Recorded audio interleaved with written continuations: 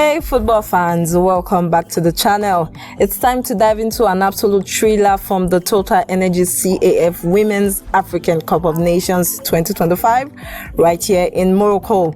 Today we're breaking down the quarter-final clash between the host Morocco and a resilient Mali side. The Atlas Lionesses came out firing, securing a 3-1 victory to book their spot to the semi-finals. Ibtissam Jraïdi was the star of the show with a brace. Kenza Chapelle added a stunner and Mali's Traoré grabbed a late consolation. This is your full report packed with analysis, key moments, and what it means for Morocco's WAFCON dream. So grab a snack, hit that like button, and let's get into it. Don't forget to subscribe and ring the bell for more football content. The Stade Olympique in Rabat was buzzing on July 18, 2025, with thousands of Moroccan fans creating an electric atmosphere. Morocco, unbeaten in the group stage, were favourites, but Mali was no pushover. Looking to make history, let's set the stage for this epic showdown.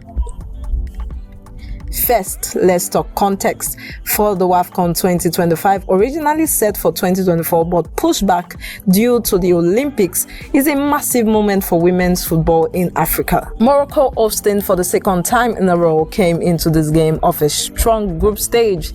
They topped Group A with 7 points, drawing 2-2 with Zambia and beating DR Congo 4-2 and Senegal 1-0. The Atlas Lionesses were riding high, backed by a passionate home crowd and hungry for their first ever WAFCON title. Mali, on the other hand, had a tougher road. Finished second in Group C, they drew 1-1 with Ghana, lost 0-4 to South Africa, and bounced back with a 2-0 win over Burkina Faso.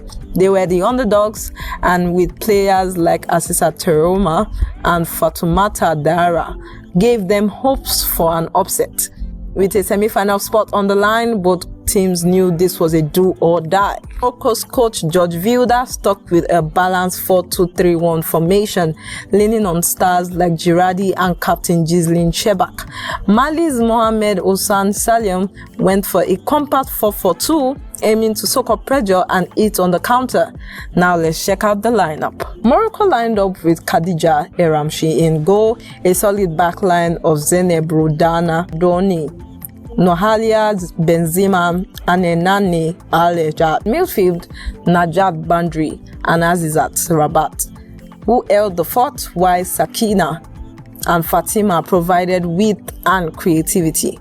Up top, Jraïdi led the line, supported by Yasmin Keiti Mebret and captain Ghizlane Chebbak, who was in an advanced playmaking role. Mali countered with Fatoumata Karentao behind the sticks, protected by defender Koloba Segore, Fatua Dembele, and Aisha Sameke. Their midfield were anchored by Yakere Niakete and Aguisa Diarra, with Kani Conte and Aïssata Traoré adding dynamism. Up front, Sanaâ Traoré and Fatoumata Diarra were tasked with finding the net. Tactically, Morocco wanted to dominate possession and use their wingers to stretch Mali's defense. Mali, meanwhile, aimed to stay compact, absorb pressure, and hit Morocco on the break. And with the stage set, let's dive into action. The match kicks off at a frantic pace, and Morocco wasted no time. Just 7 minutes in, boom, Jraïdi put the host ahead. Sakina whipped in a pinpoint cross from the right, and Jraïdi, showing her striker instinct, fired a low shot into the bottom left corner. 1-0 Morocco, and the Stade Olympique erupted. What a start. That goal set the tone. Morocco controlled the game, possessing 64.1% possession in the first half. They were relentless, creating chances after chances. Fatima was a menace on the left, and Chebbak pulled the strings in midfield. Mali's defense, led by Colomba, was under siege, but goalkeeper Fatoumata made 2 massive saves to keep the score at 1-0. But Mali weren't just sitting back though. Aïssata Traoré and Fatoumata Diarra tried to spark some attacks, but Morocco's goalkeeper Kijadi was equal to their effort, making a crucial save in the 22nd minute. Morocco had 6 corners to Mali 3, and 10 shot attempts to Mali's 5. It was clear who was bossing the game, but Mali's resilience kept them in the halftime. As the team headed to the locker room, Morocco led by 1-0, but Mali were still in the fight. Could they win back, or would Morocco run away with it? Let's find out. The second half started with Morocco picking up where they left off. They pressed high, forcing Mali into mistakes. Mali pushed for an equalizer. Aïssata Traoré testing a Ramsey again. But Morocco's defense, anchored by Nouhalia Benzema, was rock solid. The game turning point was in the 77th minute. Substitute Sanaâ, who had just come on, was brought down in the box after a sleek 1-2 with Ganouat. Penalty to Morocco. Up stepped Jraïdi, cool as you like, and she sent Karentao the wrong way to make it 2-0. This was her second goal of the night, and Morocco were cruising. His head dropped, but they kept fighting. Morocco, sensing blood, went for the kill. In the 89th minute, Kenza Chapelle, another substitute, produced a moment of magic. Picking up the ball 25 yards out, she unleashed a rocket of a shot, assisted by Imane Saoud. The ball screamed into the net, and 3-2 Morocco. What a strike! The stadium went wide, and the goal sealed the deal. But Mali weren't done yet. In stoppage time, a rare mistake from Morocco. Ghizlane Chebbak was called for a handball in the box, and Mali had a lifeline. Aïssata Traoré stepped up, held a nerve, and slotted the penalty 3-1 as a consolation for Mali. But it was too little, too late. When the referee blew the whistle, it was Morocco 3, Mali 1. The Atlas Lionesses were through to the semi-final, and the home crowd were in full voices. Let's break down the numbers. Morocco dominated with 64.1% possession, 16 total shots to Mali's 10, 5 shots on target to Mali's 3.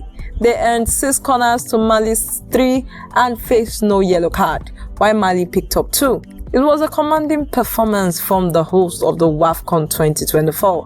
Now let's talk about standout player. Ibtissam Jraïdi was the star, bagging a brace and showing why she is one of Africa's top striker. Kenza Chapelle's late screamer was a game changer off the bench, and Ghizlane Chebbak ran the show in the midfield, despite that late penalty concession. For Mali, Aïssata Traoré was their spark, scoring the consolation and working tirelessly. Goalkeeper Fatoumata Karentao deserves a standout for her first half heroics. This match showed that Morocco has depth and quality, but Mali's spirit was inspiring, especially for a team looking to build for the future. So what does this mean? Morocco are through to the semi-final, where they will face the winners of Algeria versus Ghana. With their own crowd, attacking power and defensive solidity, the Atlas Lionesses are serious contenders for this title. This win builds on their runner-up finish in 2022, and they are dreaming of going just one step further. For Mali, it's the end of their WAFCON journey, but they leave with their heads held high. Reaching the quarterfinals is no small feat, and their players are proof of their potential. Women football is on Mali's side, and they are on the rise, and they will be back stronger than before. The tournament is heating up with Morocco's run, which is inspiring fans across Nigeria. The WAFCON isn't just about the trophies, it's about growing the game and empowering a new generation of female footballers.